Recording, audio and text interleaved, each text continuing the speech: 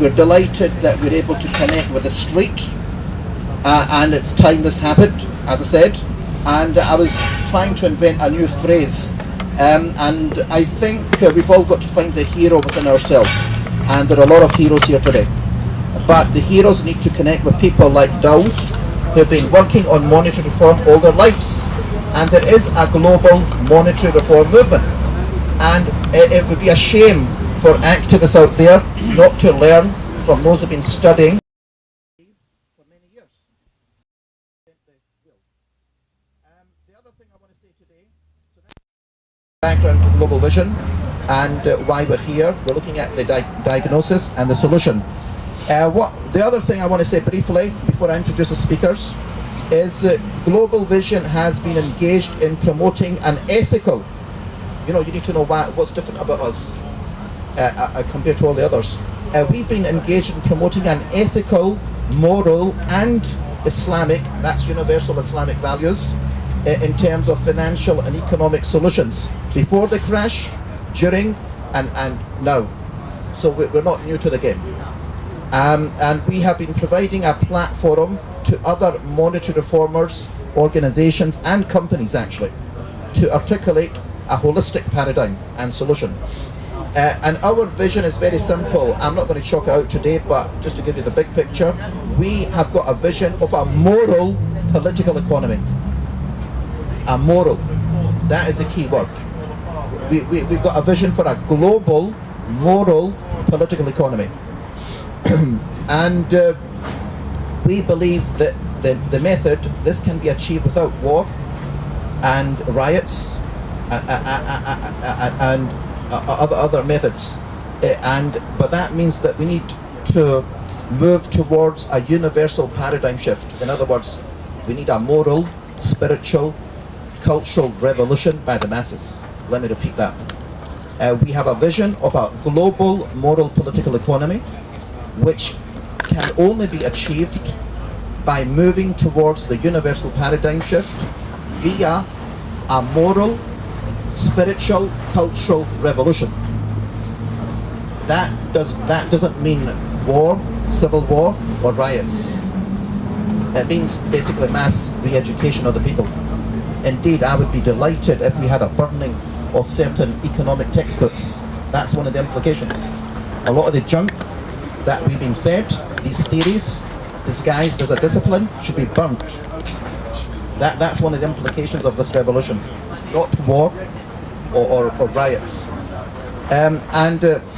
Just before Daoud comes on board, right now we are seeing the entire European and North American financial system turning into one big hyperinflationary bubble that cannot be sustained. As a result of this bubble, speculative bubble, the real economies of Europe and the Americas are being... For those who haven't got the message, let's bring it to the grassroots. Only recently have we seen another company going bust or bankrupt. I think it's Thomas Cook, yeah? Big names that we all know are going down the drain. Yeah, that's what's happening. The real economy is being of real jobs, real companies are going down the tube because of the bigger problem, the meltdown. And so we've got a combined financial hyperinflation and a physical economic breakdown playing at breakneck speed. What we are witnessing, there was some academic here the other day talking about literature and the market, describing the market. The reality is we are seeing no less than a death spiral. People talk about the market being this, that and the other. What we are seeing is death, the death of a system, a death spiral, unfortunately. And the debt-based financial usury system is deleveraging with a quadrillion derivative bubble which cannot be bailed out with the age of austerity. Whether the immediate trigger for a total meltdown of the transatlantic banking system is a Greek or an Italian default, or the collapse of a major Wall Street bank is of little consequence. The transatlantic region is doomed in the very near term, because nothing within the framework of the current system and paradigm can avert the inevitable collapse. The time frame for this disintegration is measured in days, weeks or months. I'm not a doomsayer. but this type of analysis is coming from monetary experts, even in America. Some famous names, what I've just said there. We are in a very dangerous situation. No wonder I was on the Iranian news agency there just, this week. How come the breakdown of Iranian-UK relations, just happened like that? Did that just happen like that? Or is it, the spark of a potential Cold War moving into a hot war? Not just with Iran, like the First World War, it was Sarajevo, it would bring in China and Russia. So we are on the verge of very, very dangerous times because of the onrushing disintegration of the financial and monetary underpinnings. And there is, as I said, there's a danger of the financial oligarchy resorting to war and unleash an Armageddon. So to sum up, Global Vision has a vision of a moral political economy. We've got a slogan moving towards a universal paradigm shift. To use another simple slogan, we're talking about clean money and a clean house. Clean money and a clean house. Not to burn down the system. And that's it. And we're delighted that we're with the 99% here. Dare I say 99.99%, because the enemy out there, if it is an enemy, is very, very few. They're criminals. We need to identify them and clean the house. Without further ado, the first speaker is David Pidcock, in Arabic Daud Pidcock, great monetary reform thinker, and he's also, for instance, helped edit this book called The Other Road to Serfdom, How Unregulated Capital Caused the Crash of 2008, and many, many other things I can't even talk about. So without further ado, Daud Pidcock, one of our top Global Vision thinkers. I'm delighted he's come all the way from Sheffield. He will give a bit on what is the cause of the crash. Over to you, Daud. Thank you very much. Thank you, Wayne. Very good. Thank you. Assalamu alaikum, shalom alaikum, peace be with you. And for those who are more Bank of England than Church of England, hello. Right. I'm going to try and be as brief as I can, but just to pass on to you, so you don't have to go through the things I've spent 35, 40 years actually, so you can actually get on, realize what you're doing is right, absolutely. It's necessary, because unfortunately what we understand from history is that we learn nothing from it, and we're not allowed to have unprejudiced history. As Napoleon said, history is constructed from lies which are no longer contested. And unfortunately, Waterloo was a disaster for us in England, because had Napoleon won at Waterloo, we wouldn't be sitting here today, because he'd already abolished interest and debt in France, and he understood that Europe would have no peace until debt and interest was eliminated from the economy. On looking at the debt of France, he said, who the bell tolls, the deadly facts herein reveal that it is amazing that this monster interest has not devoured all humanity. It would have done so long ago had not bankruptcy and revolution acted as counterpoisons. He understood that the golden age in Europe was in Spain, when basically the references to dealing in interest was non-existent for nearly 600 years, and the Jewish members of my family call it the golden age. So what I have on my lap here is in 1999 I was invited to address a conference in London, Whitechapel. Just happened to be that Eddie George, the then governor of the Bank of England, was sitting right in front of me with David Davis. I could have willingly strangled the pair of them, but there were too many witnesses.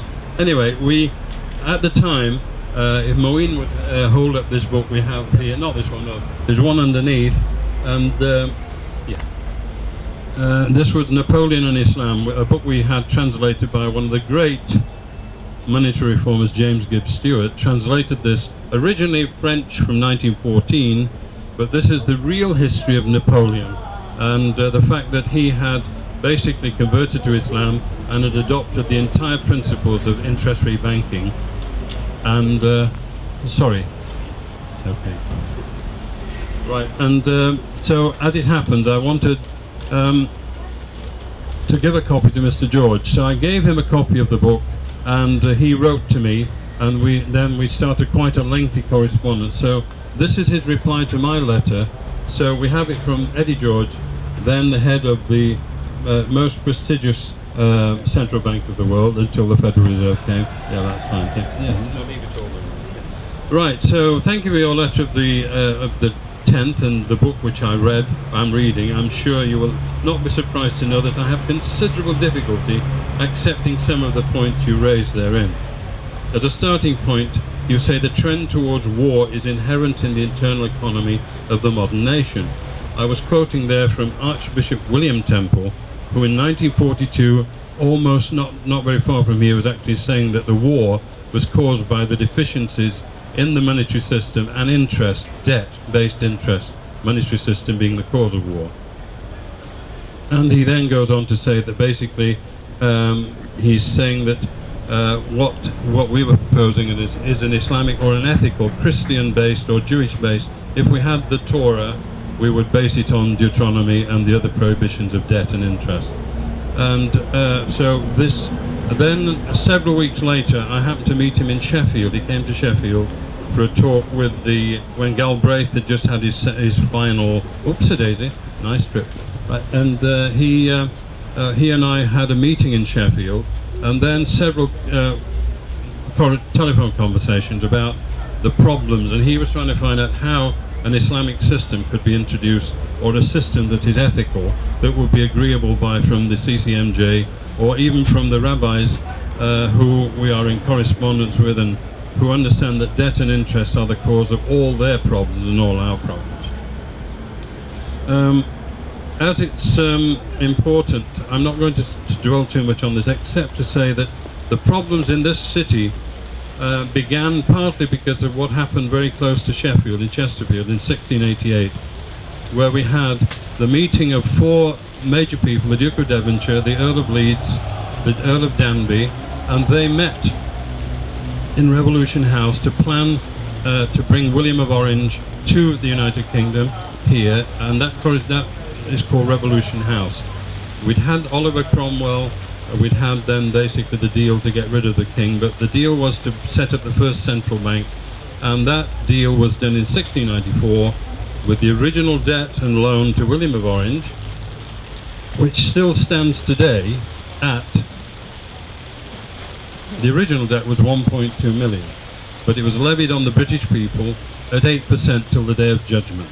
Now that constitutes now from 1.2 million, it is now over $1 trillion, and we'll pay this year around 73 billion in interest payments on that original debt. So you can see where the hemorrhage is, where they're asking you to cut back and cut back. This is nonsensical. All they need to do is stop borrowing and start creating the money, as they still do in the Channel Islands, Guernsey and Jersey. They refuse to relinquish their right to issue their money debt and interest free. Consequently, rich people want to avoid capital punishment by going and living there. Their capital isn't punished by taxation. All we have to do is bring back the system we used to have before William of Orange, before we were Amsterdammed by the banking houses of Holland. And so it's simple, the simple solution. Now the bankers know it. William was talking about the prediction. The predictions have been known for the past, since the 30s, and in the 90th birthday party for Milton Friedman, Bernard Bernanke admitted in public at his meeting, saying, "We apologize, you were right.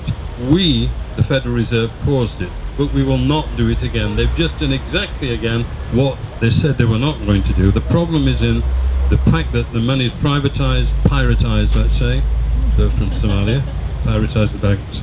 And this is where the problem resides, just down the road here in the City of London. So what we need to do is realize that, as Lord Acton said, power tends to corrupt and absolute power corrupt absolutely. He also said, and the bit they don't quote, is the issue which has swept down the centuries and must be fought sooner or later is the people versus the banks. You want to hear that again? The people versus the bank. That's what we're doing today. That's what you're doing today. That's what needs to happen.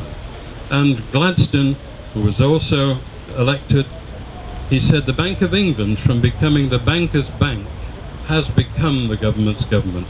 And he had no money in 6 figures until they set up the Post Office Savings Bank. That is the key. So the key, the Treasury should issue more M0. I have a letter from the Treasury, it's part of this, where from Anthony Nelson, not Nelson's column, no, it's okay, I think I can quote this bit. But we had a 1993 from the Monetary Reform Group. Anthony Nelson said the government can and does, to a small extent, issue debt-free, interest-free money. But there is little demand for this sort of money. How do you like? Would you like not to demand it? Just go down. So let's go down there to the Treasury and say, why not expand M0? And that would solve the problem. It's called quantitative easing. We did it in 1914 when the Bank of England collapsed on the outbreak of war. John Bradbury, the then Secretary of the Treasury, issued 500 million Treasury notes. They're called Bradburys. There's still some available, not in circulation, unfortunately. But that 500 million stopped the banks collapsing. But it's not the first time. We've had 17 collapses in the past 300 years. And the whole system is because it's based on debt compounded by interest. Now, here, 2400 BC, in Lagash in Sumeria, debt was cancelled automatically in the 7th year. Debt was never allowed to exceed 7 years. Under the Mosaic law, the law of Moses, debt was the year of Jubilee, debt was cancelled in the 7th year. And basically, this is the key to understanding that there can be no peace while you've got debt. Jefferson, perhaps the most articulate of the American presidents, certainly one of the best informed, said, the modern theory, 1815, this is to the Treasury, Albert Gallatin, the modern theory for the perpetuation of debt has drenched the earth with blood and crushed its inhabitants under burdens ever accumulating. Imam Ali, 1,000 and odd years before that, said, we withstood the weight of the iron, the stone and the lash, but found the hardest thing to endure is the burden of debt.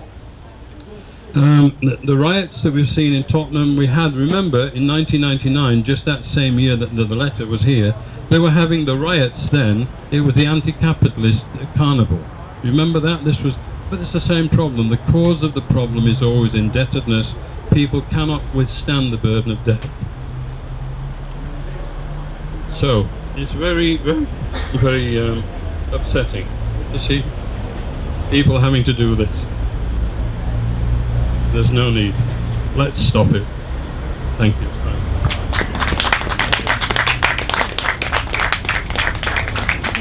Thank you very much for that, Dowd. Those who've not got seats, either you can sit there somewhere or squeeze in wherever you are. Please feel free. By the way, it's not just one-way traffic. There is plenty of time for questions. So keep them warm, keep them ready. But we will inspire you with another 2 speakers. By the way, Dowd's been very active with Global Vision before us, even before our events in Parliament. Indeed, some of his speeches from Parliament in our parliamentary events are on our website, video, and you can download them free. It's at globalvision2000.com, www.globalvision2000.com, for those who want, the real McCoy. Now, without further ado, Global Vision's quite well known to have people working, as an independent international Islamic think tank with Christian groups. We don't work with any Christian groups, especially those who know a thing or two. Usually we have Canon Reverend Challen. He's not here today, but I'm delighted we've got Simon Mowat. He's also an academic in this field, and he's also from the Christian Monetary Justice Movement. Thank you very much for coming, Simon. Over to you. Thank you, Moeen. As Moeen said, I'm a monetary economist and an academic, and I've got a research interest in transforming the financial system.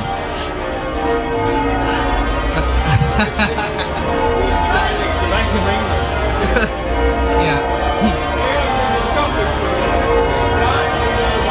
Oh, okay.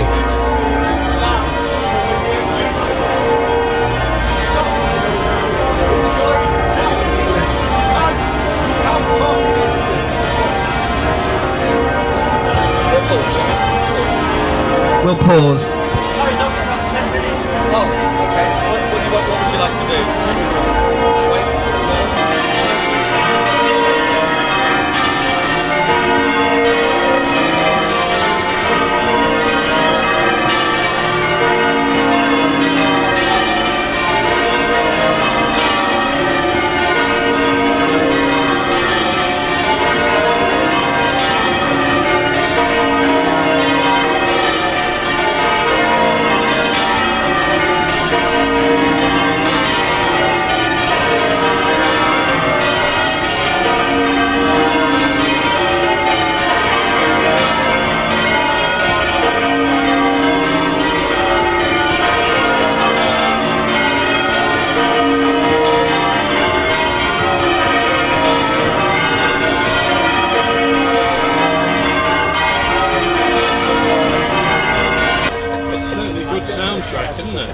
sound right. Very good sound. For whom the bell tolls, yeah. I like that. For whom the bell tolls. Yeah. It's the Bank of England and that lot. For a change.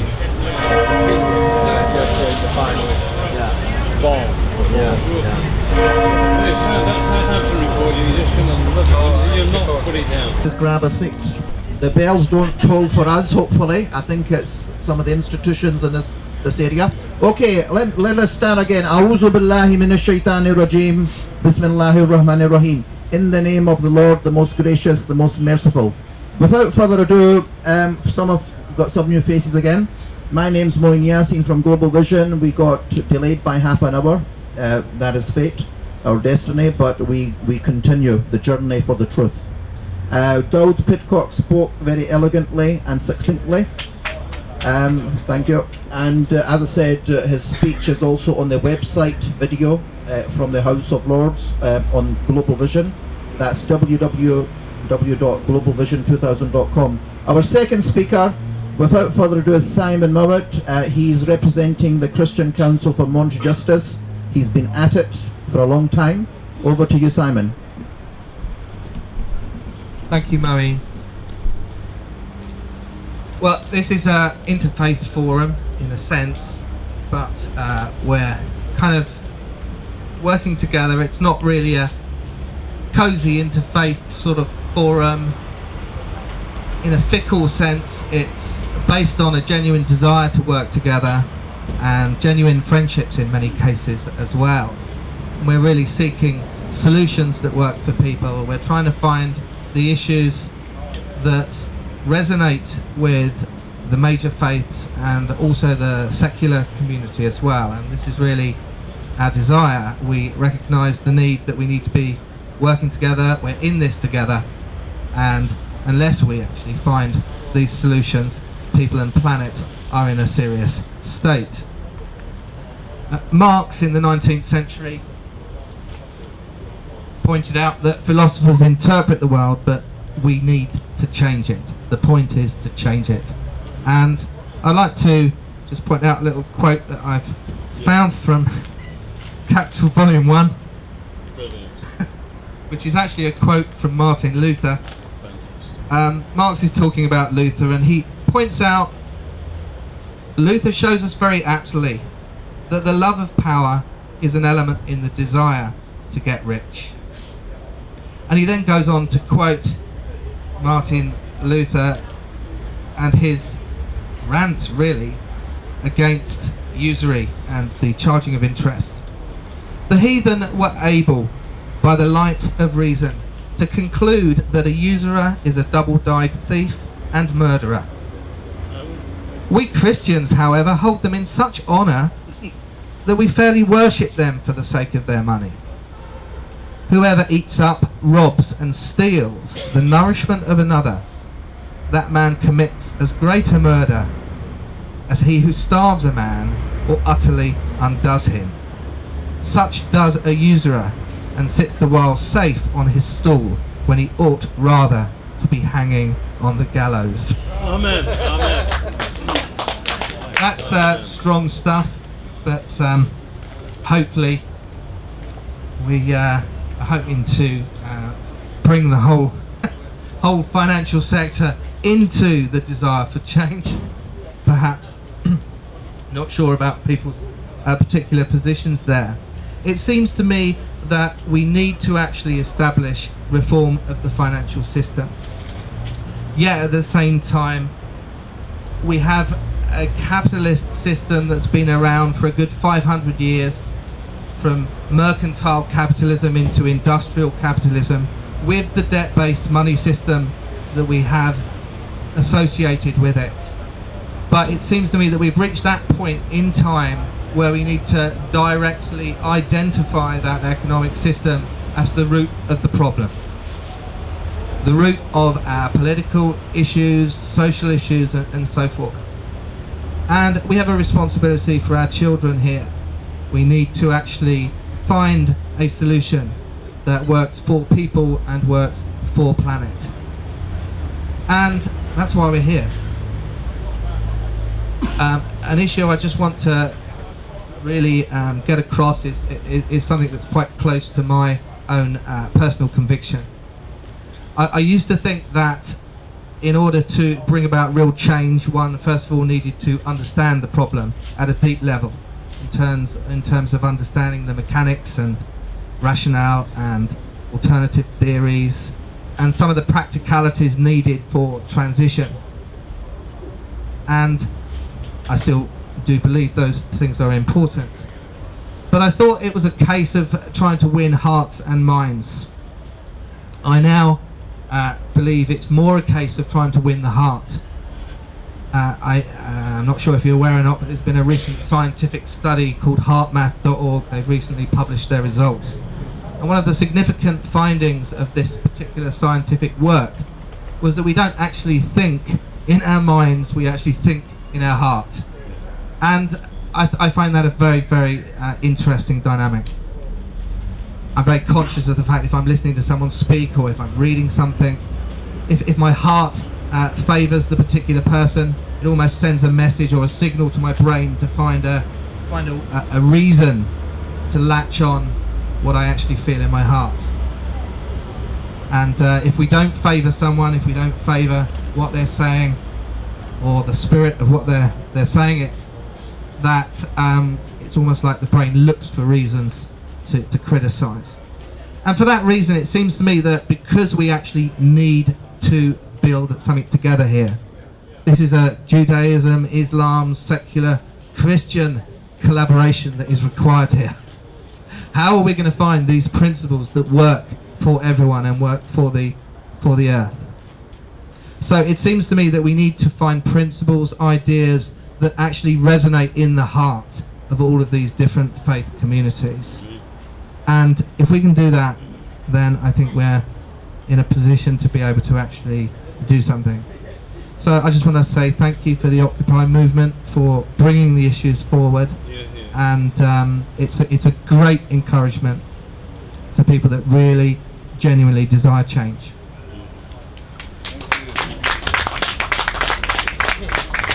Thank you for that, Simon. Wasn't very long-winded, but he emphasised the spirituality and the need for global monetary reformers to connect with the street. So without further ado, we have another fellow Christian traveller, Reverend Paul Wilkinson from Nicholson, from the Zacchaeus Trust. I'm very pleased that he's been able to join us today, and I think he wants to connect some of these issues with the street, you know, what's really going on. Over to you, sir. Thank you. Thank you. I run a trust which provides practical, legal and emotional support to the very poorest people in the United Kingdom who are in debt to the state. They can't pay their rent, they can't pay their council tax, they can't pay their fines. And we began in 1997 as a response to the poll tax, which was taxing the poorest. And we now have 3 full-time lawyers and 32 volunteers, and we're dealing with around 100 cases of very, very, very poor and stressed debtors at any one time. I think that broadly speaking, the general principle which binds us together as Jews, Muslims or Christians is that we love our neighbour, and as I understand it, Christians and we all love everyone without prejudice, but we put the sick, the disabled, the hungry, the homeless and the poorest citizens first. And it's quite clear to me that what has happened is that the free economy has stood that principle on its head. So I hope to show how the living principle, that heartfelt principle, is being turned on its head by British government. Yesterday we had Skidelsky, Lord Robert Skidelsky here, and he made the point, which I felt was reasonable, that we have a global economy, but we have national democracies which are failing. and they are having a great problem coping with with global economy. And so let's look at the Times on Friday. It is unfair, said Anushka Astana, that the rent of a council house is £440 a week, and the rent charged by a private landlord is £750 a week for a similar house next door. And of course it is certainly unfair, but the private tenant's indignation should not be aimed at should be aimed at landlords, government and the City of London, not the welfare system or their neighbour. And if you go through one of those after the other, landlords have been the beneficiaries of billions of pounds of our taxes in housing benefit every year since lending was deregulated in the 1980s, and the housing benefit rose to 21 billion last year. Government allowed that flood of lending to push the prices of rents and indeed housing benefit in the housing market in short supply way up high. And people in the City of London, and not everybody, it has to be said, I think, because if my principle is right, we even have to love bankers, even though we put the poor first. But not everybody, but very significant numbers of people recklessly exploited the lack of regulation of lending. So we have very high and very expensive housing, high rents and high housing benefits.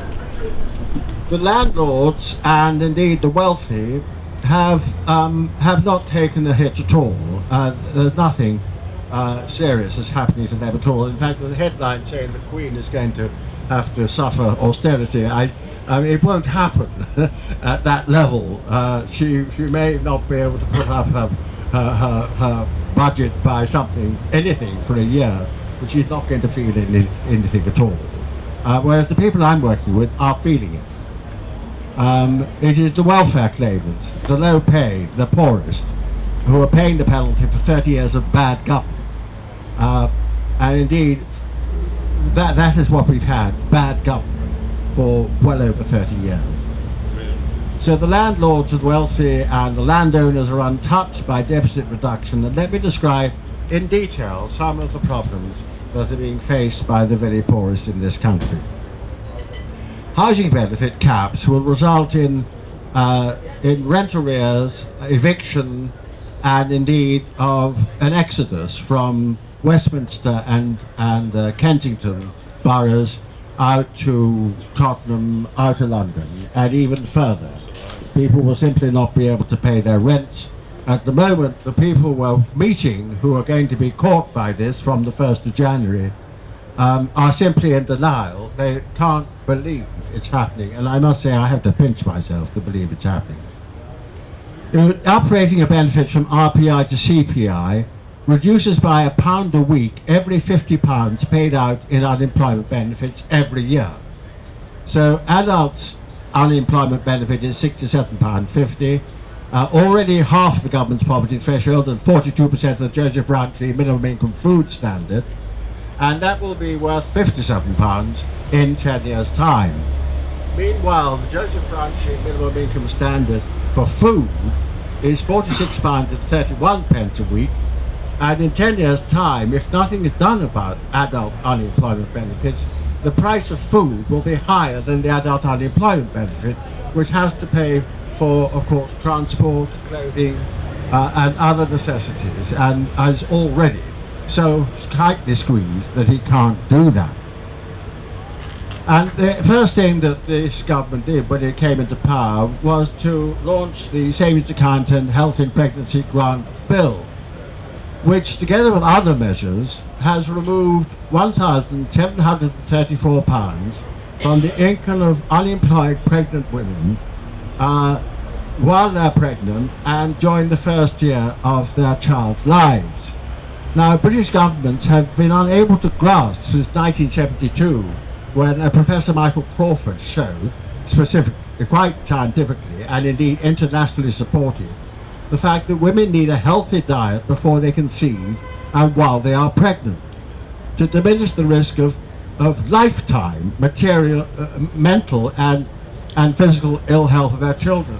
So we're forcing women into a situation where they literally cannot buy a healthy diet before they conceive, which is just as important as while they're pregnant, and in order to properly look after their children when they are born, and there's a consequence of lifetime mental and physical illness. The welfare reform bill is a harsh bill, handing unprecedented powers and discretions to officials in job centres throughout the United Kingdom. They can impose penalties and sanctions. Sanctions and penalties are DWP speak, Department of Work and Pensions speak, for fines. They can recover overpayments, otherwise known as debts. And they have none of the normal rules that go on in a court. There is no clerk there to tell them how to keep the law. There's no right of representation for the claimants who have these punishments enforced against them. And there's a real issue which we're going into at the moment, because we have an amendment down to the Welfare Reform Bill, which will come up in the report stage of the bill probably after Christmas, is to what the effect on the right to a fair trial is under the European Convention of Human Rights, so under Article 6. So that's immense stress, and the Royal College of Psychiatrists, who are supporting our amendment, and mine, and the Government Office for Science, has shown that there's a clear relationship between debt and mental illness, and that is hugely expensive for the health service. So we go round and round and round, we make people ill, and they go off to the health service and cost a fortune to the taxpayer that way. It would be much better to give them the money in the first place so that they don't fall ill. The other thing that has shocked me quite somewhat recently to discover is that the job centres have now been instructed by government to refer people to food banks if they are hungry. And there is a plan by a trust called the Trussell Trust, and this is where we get caught, us trusts. You can't refuse to feed people if you're a Christian trust. But we're forced into a position of having to feed people because the whole system went wrong, and now money's been taken out of the pockets of the very poorest. And this trust is going to build up to the point of 60,000 and 100,000 food banks in the United Kingdom. I am ashamed to be British when I think that we're going to have as a part of our social policy the extension of food banks. I'd just like to go through one case, if I may, that I dealt with myself, with the sort of situations which arise. The most likely fine that people are to get is not having a TV license, and that becomes a criminal fine and goes through a magistrate's court. There were 400,000 TV license fines last year, and Jean Jones, I've changed her name, was a single mother on benefit with 3 young children, and she takes full advantage. She's exactly what Ian Duncan Smith and this government like. She goes and takes her £20 disregard. She's allowed to earn £20 a week on top of her benefit without getting into trouble. She goes off and she does that once a week and works in a cafe. However, she fails to pay her TV license. She's summoned to court, she's frightened, she doesn't go, she's fined £220 and £60, fined £220 plus £60 cost in her absence, and doesn't pay. And then she's threatened with the bailiffs. Well, in a panic, she borrows £400 from Provident PLC, the largest doorstep lenders, who charge £260 interest so she can fend off the bailiffs. And it's always these door-to-door lenders and the loan sharks. This is legal, of course, the door-to-door lender. The illegal loan sharks are always there at the crisis, ready to exploit the crisis when somebody is panicking about the bailiffs likely to call and don't want them to happen. And it's very frightening for a woman on her own with 3 small children to have 2 large men threatening to break in outside to enforce fines. So it's not surprising that Provident PLC are a highly profitable company recommended by stockbrokers, and particularly because we're now in a recession. And it really is, it's outrageous. So we then go on, and of course the other infuriating issue is that we have been trying, and indeed we are continuing to try, first of all to get a limit on the interest. If you're going to have interest, you might as well limit it, that Provident can charge, but also to regulate them, and they are totally unregulated, and also to regulate bailiffs. There's absolutely no regulation of bailiffs, and they will charge £150 on top of the fine. So a single mother is beginning to build up debts in the relation to sort of £600, £700 simply because she didn't pay her TV license. And the bailiffs are outrageous because they make unnecessary visits and charge £50 a time, or they will, all as a result of debt, of course, and they will. Then they will say, well, look, we're going to have to come and take your furniture, and therefore we'll charge you £150 because we brought the van round. And on it goes, and it needs very, very urgently needs regulating. However, we got the case back to court, and the fine reduced to £70 plus £60 cost, and I'm glad to say the magistrate sent the bailiff off without their fees. But probably went on collecting that loan with interest. Her income were £203.96 after rent and council tax had been paid, but of course that had to pay debts for food, for 3 children, clothes and everything, and it's nothing like enough. But she also had debts of £2,341. Quite impossible situation, which is simply brought about by high interest lending, by low incomes imposed by government, and by high costs, and increasingly high costs for people. Food and fuel are, of course, hitting the poor is very hard, and all of us very hard, at a time when the benefits are being drastically cut. So let me just round off. Time and again, Parliament has been told by ministers talking about the Welfare Reform Bill that these draconian punishments are to change the culture and behaviour of the poorest unemployed. There's a frightening behavioural team, behavioural insights team in the Cabinet Office. Did you know about that? It really is an extraordinary situation. If you'll give me, may I just do the behavioural Should I hold the microphone? it's okay, I'll get that. Yes, Behavioural Insights team. According to the 10 Downing Street, it's in 10 Downing Street, it promotes government by nudge rather than regulation, because this government and the free market doesn't like regulation, so we don't regulate. And so it says on its website, the Cabinet wants to find intelligent ways to encourage, support and enable people to make better choices for themselves. It seems to be based on the assumption that the Cabinet always makes the best choices and the rest of us make bad choices. And some of it is absolutely bewildering. Here you get a headline called Consumer Empowerment. Giving consumers access to data held about them in electronic format by firms. This program is called My Data. It's likely to revolutionize the relationship between customers and firms, overcoming a host of behavioral biases. Well, I don't understand what that means. I really don't. And I assume it means something like, I phone up Marks and Spencer, I look on the website for the Reverend Paul Nicholson, and I find, wow, I bought Josh Rogan last week. I mean, that's the sort of level it seems to me to be at. I can't see what use it's going to be. How much was it? Yes, exactly. So time and again, we've been told that it's all about changing behaviour of the poorest, and they justify this disgraceful bill with the help of a biased tabloid press, and they insult millions of the unemployed. They are dependency culture, in a dependency culture. They're scroungers, work shy, and a burden on the taxpayer, when the need to work is built into the DNA of all but very, very few of us.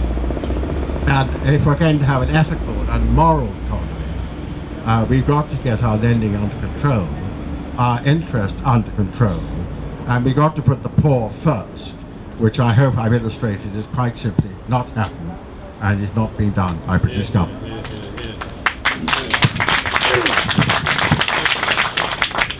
Thank you very much, Reverend. Okay, over to you, folks. By the way, this is December. Christmas is looming. Great to have Christians, Muslims, and people of Jewish background here. I think Jesus, may peace be upon him, he'll be smiling upon us. Okay, now, as I said, it's meant to be two-way traffic. So your questions and indeed comments are most welcome. Anyone who would like to speak, please, if you raise your hand and introduce yourself. Yes, sir, and I'll also give the mic. Hi everybody, it seems to me that what we have to do is to change the way that we live.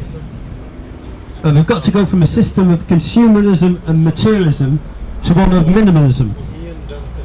With house repossession, so at the moment we've given them all our money, they're not lending for housing, the housing market is in a bit of a lull. There's about 700,000 public sector workers who will lose their jobs in the next 2 or 3 years. There was 200,000 last year. That's a lot of people that are going to be losing their house that can't work. They'll repossess those houses, then probably charge rent to their owners whilst they remain in those houses. Then when it comes back to the banks selling those houses back to them, after they've turned their money tap back on, the house will be worth 40% more. So all they've effectively done is kept the person perhaps in the house, but transferred a whole heap of debt over to that person. So it seems that part of the design of their crisis is to recharge debt onto everyone, and I was just wondering what part that had in it. Yeah, fantastic commentary there, especially after the budget also. They've also admitted that the problem is even bigger, yeah? And the pain is going to drag for even more years. Yes, David, and then Rim. Yes, very good point. In 1897, the American Bankers Association sent out a circular saying that they would not renew their loans on any account, and they would take most of the farms east of the Mississippi, tens of thousands to the west of the Mississippi, and they would then rent them back to the present owners as tenants as they are in England. And this is the game plan. It is the game. And what Simon said about the usurers, I mean, Vix Pavane, it talks about it, but Hugh Kingsmill said about the city and the lenders of money to interest that they were excrement living on increment, and I think that's a pretty good description. Fantastic. Yes, sir. Carry on. I think the underlying problem here is we haven't had a housing policy for 40 or 50 years. There is currently no coherent housing policy to provide affordable housing of all tenures. And there are issues like land hoarding. There are land banks held by financiers which are not even taxed. And some of us have been looking at the notion of a land value tax, which has been talked about for about 100 years. Yes. But the point that sold me on the land value tax is that it taxes all land. It could replace a regressive council tax and regressive business rates and several other taxes. And above all, it begins to tax these land banks, who are not taxed at all, while they are unoccupied. We only tax occupied houses and occupied land. So, and also there are an enormous number of empty houses which are there at the same time for investment purposes. There's buy to let, which is an outrageous way of making profit. I mean, I've dealt with an eviction which was only being evicted because the guy wanted to make his capital profit on the house he'd bought to let. And that's not what housing is for. It is not an investment, it is a home. And we've got to somehow produce stable and secure homes for everybody and not put them through the hell which they're going to be put through as a result of the housing benefit that we have, regulations that we've now got. Just if I may add a penny's worth, this issue of homelessness is going to be a big one. And I think we need to maybe have a special event on it. because I can just see it. You know, it's going to be an enormous issue, and also given it's Christmas, I'm sure Jesus would have a lot to say about homelessness. We have on our website a memorandum on unaffordable housing dated 2005, which said the current situation was 2004 or 5. It was entirely analysed the situation then and said it would blow up effectively, said it was unsustainable. But it's a very good primer on housing policy. Yeah, thank you very much for that. Any other questions before I raise one? A big look at the global financial system. And one of the things that we have emphasised, you know, there's many groups here, and I've noted that still it's not on, you know, many of the mainstream reform movements, and that is the notion of money being a commodity. You know, price, interest, compound interest. And if we listen carefully to what Dowd said, the linkage between a debt-based financial usurious system and war. If you remember what he said in his book, Napoleon and Islam, Wellington, it was about debt and interest. He wanted to abolish it. Now, I want to bring in Dowd again on this issue, because, you know, we're trying to find the solution to the problem. It's not just the private cartel, banking cartel, which operates on criminality actually. It's not just greed, it's about compound interest. Dowd, I want to ask you to address that issue, because Muslims claim they have the Islamic finance, you know, as a solution, but often Islamic finance is separated from a moral economy. What have Muslims and Islamic philosophy of economy, political economy, got to say specifically, especially on riba? Yes, very good point. I just actually happened to have this, the surah, the longest ayah, the longest verse in the Quran is in Surah Al-Baqarah, which is 275 to 281. And it is all about contracts and things for the future. Oh, you who believe, be careful of your duty to Allah and give up what remains of your demands for usury, if you are indeed believers. But if you do not, then take notice of war from Allah and His Messenger. If you repent, then you shall have your capital sums, neither shall you be wronged, nor shall you suffer. If the debtor is in difficulty, grant him ease till it is time for him to repay, but far better to forgive the debt, if you were but compos mentis, let's say, and guard yourself against the day which you will all return and have to account for yourselves. Now, war, I'll just come to this point here. Silvio Gesell in 1918, Silvio Gesell, on the signing of the armistice in 1918, this is when they were all gathered round, he was saying in Zeitung am Mittag, a German language newspaper, in spite of the holy promises of people to banish war once and for all, and in spite of the cry of millions, never again war, in spite of all the hopes for a better future, I have this to say. If the present monetary system based on interest and compound interest remains in operation, I dare to predict today that it will take less than 25 years till we have another new and even worse war. I can foresee the coming development clearly. The present degree of technological advancement will quickly result in a record performance of industry. The build-up of capital will be fast in spite of the enormous losses during the war, and through the oversupply of money, the interest rate will be lowered until the money speculators refuse to lower their rates any further. Money will then be hoarded, causing predictable deflation.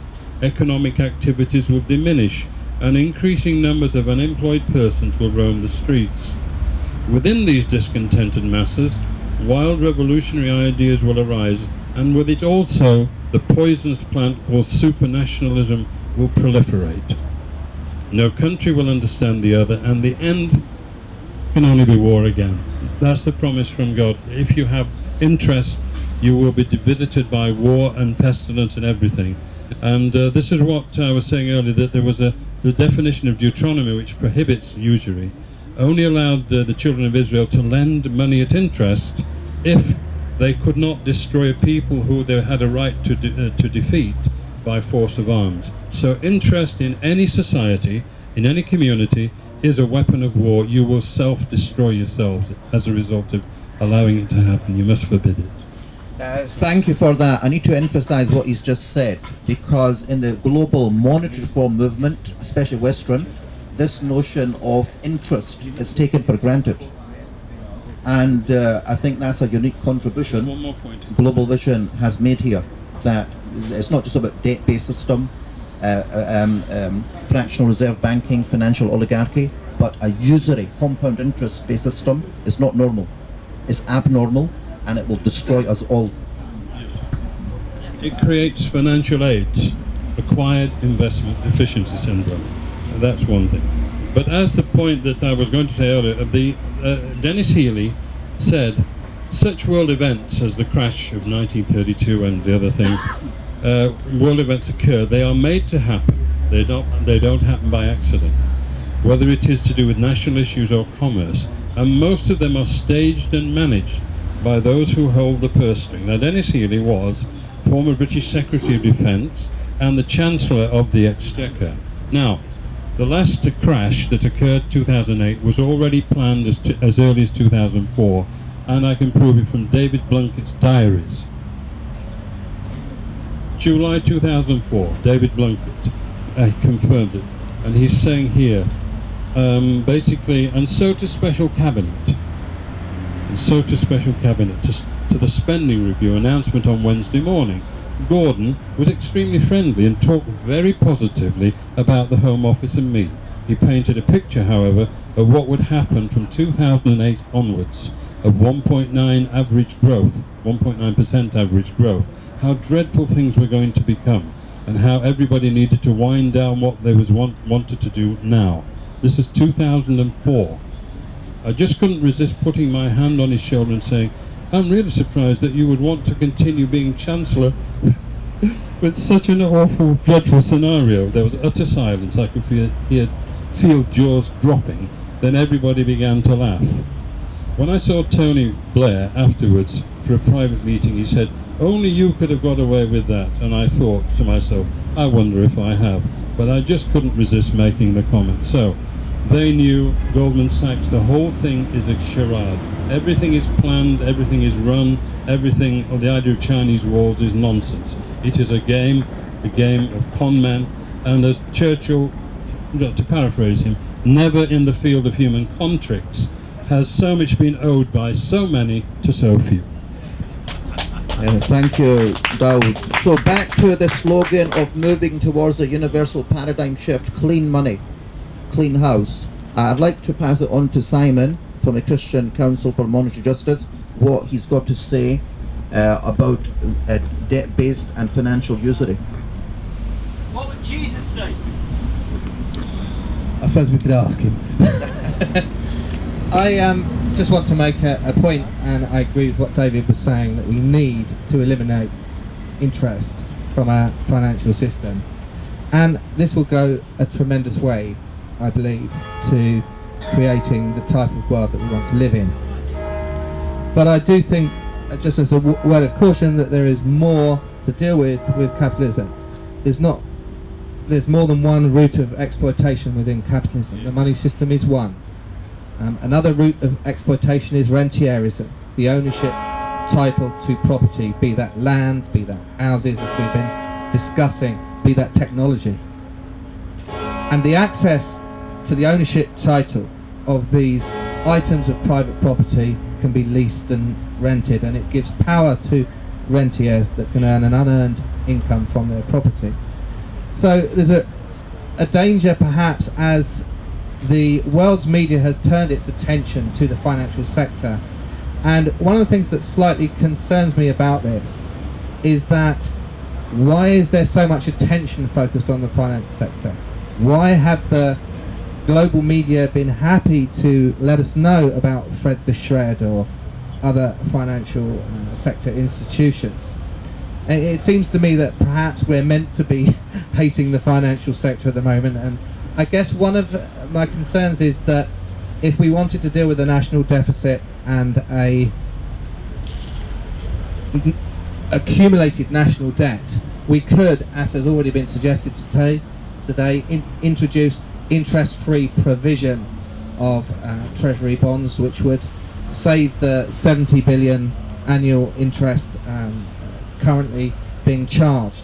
Another thing we can do is we can force the FTSE 100 companies to actually pay the correct amount of tax that is currently being sorted away to offshore financial centres, and it's costing the UK exchequer billions each year. So it seems to me that there are several areas of exploitation, and of course there's the labourer himself or herself, that people not actually receiving the full rewards for their labour, and the exploitation of the business vis-a-vis the labourer. So taking Marx's critique here from the 19th century of the Proudhonists, Proudhon, Alfred Darriman and so forth, they kind of recommended a reform of the financial system, and he was saying yes, yes, but in dealing with the financial system there is still these other elements of exploitation that need to be taken into consideration. So for me it's, let's reform the financial sector, yes, but bear in mind that we've got an entire economic system, lest we get the exploiters just transferring their mode of exploitation from hiya Mary. So yeah, they're my thoughts on the matter. Thank you.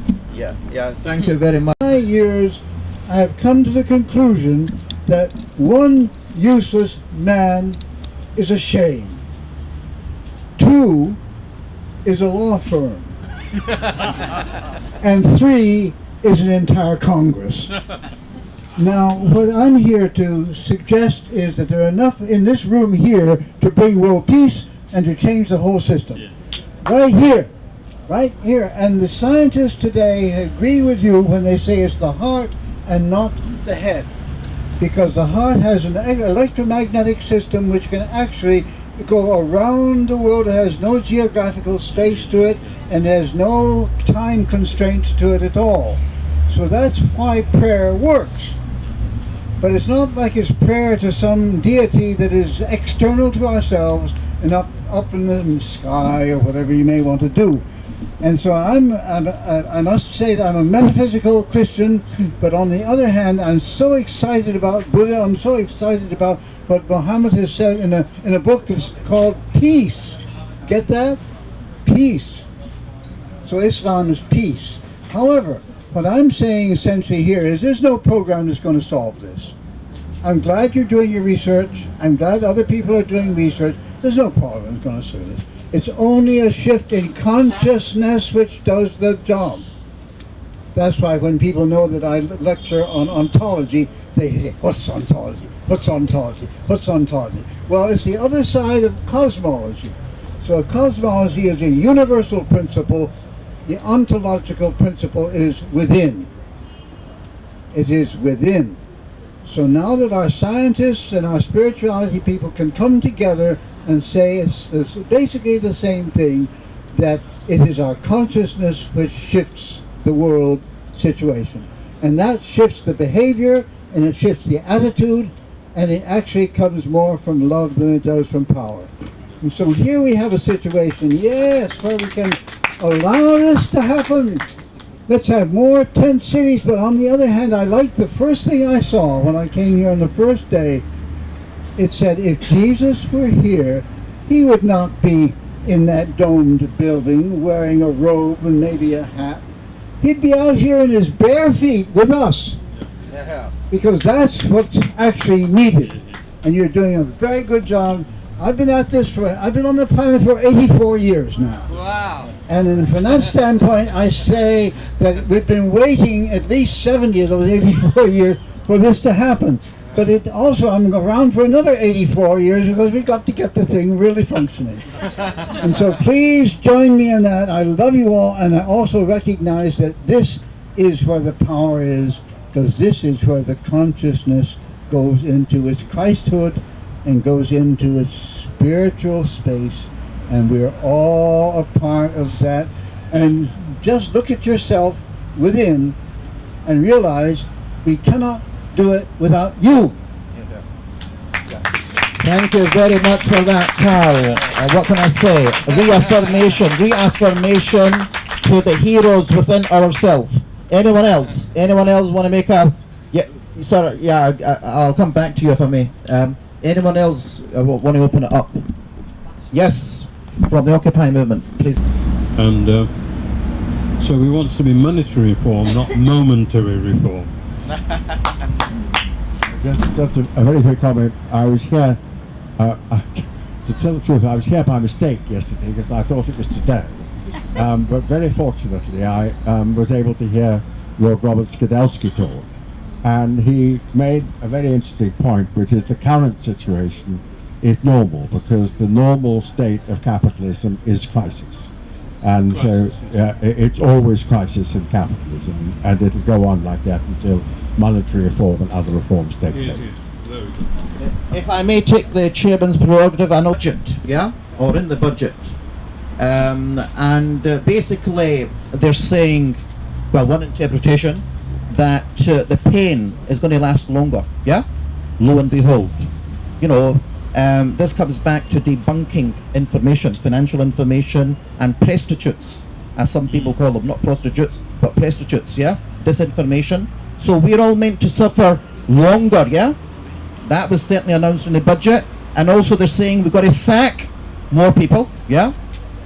In the public sector, without going into details about, you know, whether it's bloated or not. But anyway, more sackings, yeah? Probably the other way to look at that is homelessness, really, and dispossession. So given there's more pain on the horizon in this country, yeah, never mind elsewhere, and also given what's happened in Greece, yeah, and Italy, where certain governments have been, or elected leaders have been pushed away, and technocrats, basically bankers, have come into power. I mean, where are we heading? Especially, never mind America, in UK and Europe. You know, what do you expect on the near future? I'd like to ask the panel and what we can do, obviously. Doug first and then others. Yes, thank you. Well, what do you expect with a name like Goldman Sachs, other than getting sacked? And Goldman Sachs does rule the world. Look at most of the replacements now in Italy. In November of last year, the Telegraph carried how Goldman Sachs governs Italy, and the heads of all these the groups come from either Goldman Sachs. And so if you've got the head of the Treasury, all this revolving policy. So Goldman Sachs have governed the world along with Morgan Stanley and JP Morgan. So the system is one that, well, it needs overhauling, and it is a monetary problem. We don't have an economic problem. We have a monetary problem. So Goldman Sachs, so expect to be sacked. Thank you for highlighting Goldman Sachs' role in all of this. Yes, sir. I think we've got to indeed to have monetary reform, but what for? You know, it's not enough monetary reform. It's got to happen. It can't do everything. And I've taken great hope from Occupy. I think Occupy is reflecting a mood in the country that things have gone very seriously wrong and they've got to be put right. And I hope it can improve and change our performance as Democrats. And the people I look after don't vote, and so that's why they don't get the attention of government, and so we have to speak to them. I would like to see, in their interest and in everybody's interest, the 99% interest, a minimum income standard that you can't fall below. And it's already researched by Joseph Rowntree Foundation, and we did our own bit of research back in 1998. Minimum income standards are used by other countries to ensure that everybody has a minimum income for healthy living. And the other thing is we have to produce a coherent housing policy.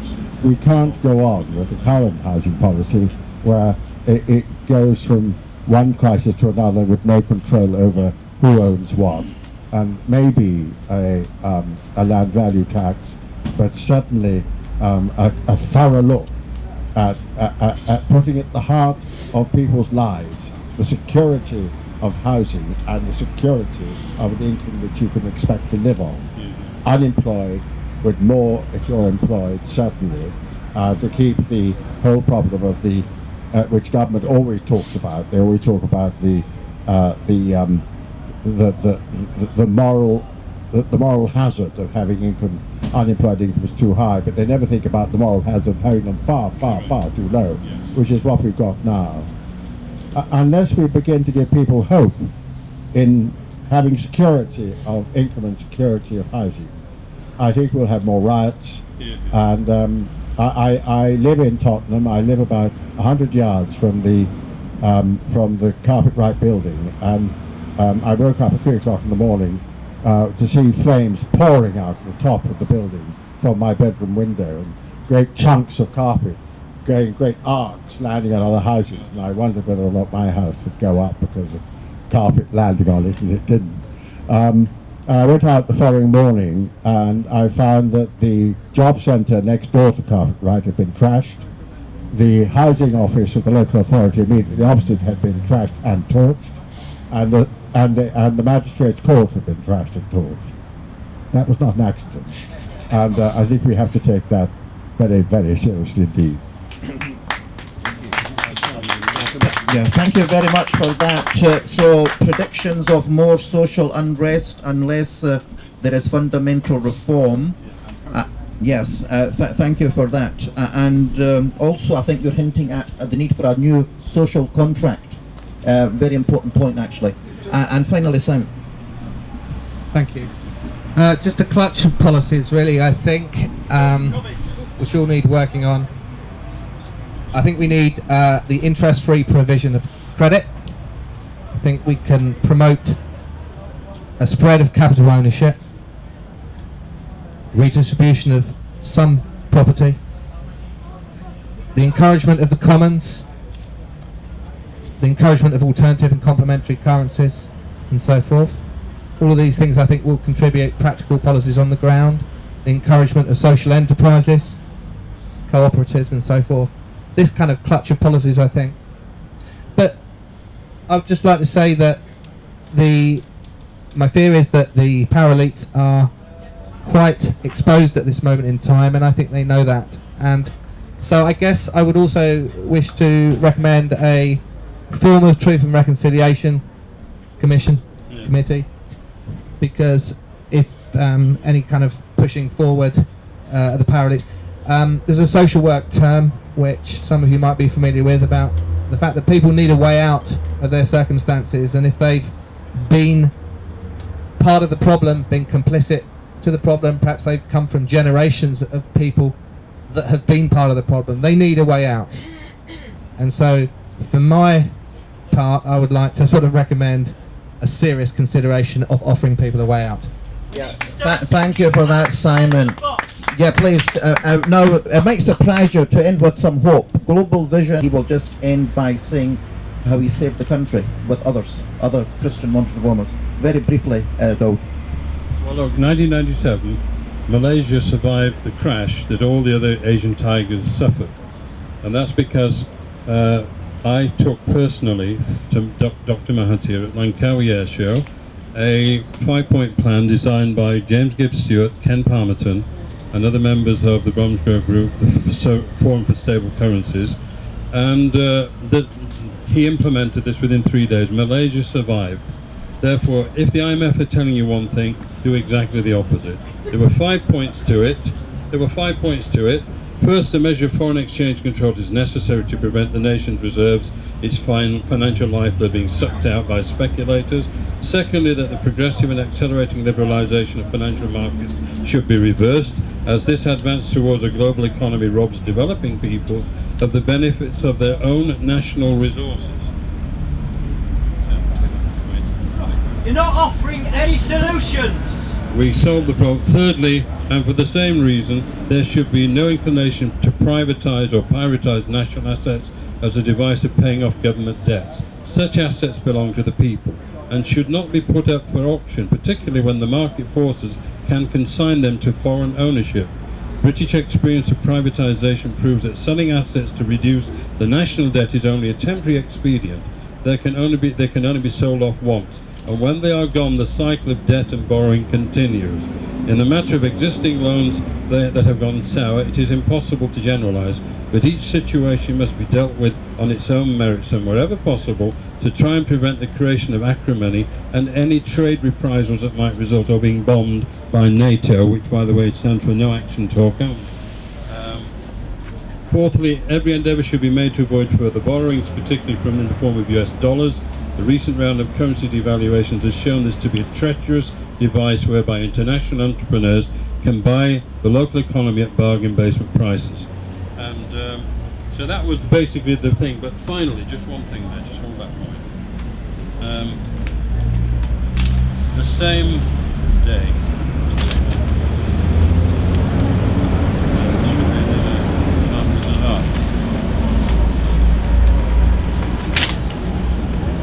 checking it, right, just checking. This is from George Soros, January 1997. The untrammeled intensification of laissez-faire, or less than fair I call it, capitalism, and the extension of market values into all areas of life is endangering our open and democratic society. The main enemy of the open society, I believe, is no longer the communist one, but the capitalist threat. How about that for George Soros? Thank you. Yeah, thank you very much. A vote of thanks for the panelists, please. And thank you for coming. You are the real heroes. Let's all find the hero within ourselves. And finally, for those who've come late and or those who want to follow in some of our work as a think tank, we have a website called Global Vision 2000.